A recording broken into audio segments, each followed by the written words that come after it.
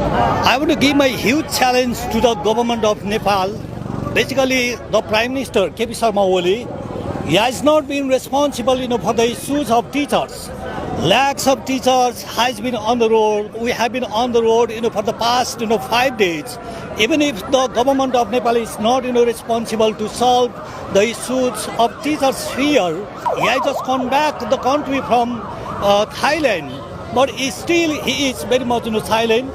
The education bill of Nepal is not only for teachers. It is for the students, it is for the guardians, or it is for the teachers as well, or it is for the society, or it is for the community, or it is for the whole nation. And the education bill of Nepal has been in practice more than 53 years. It has been outdated, or it has come to an end. Then we want to have education bill new to solve new challenges or new problems. But here, the government of Nepal has not given its attention to issue or to publish the education bill of Nepal. Then we highly stuck to the government to solve or to publish the education bill of Nepal. Thank you very much.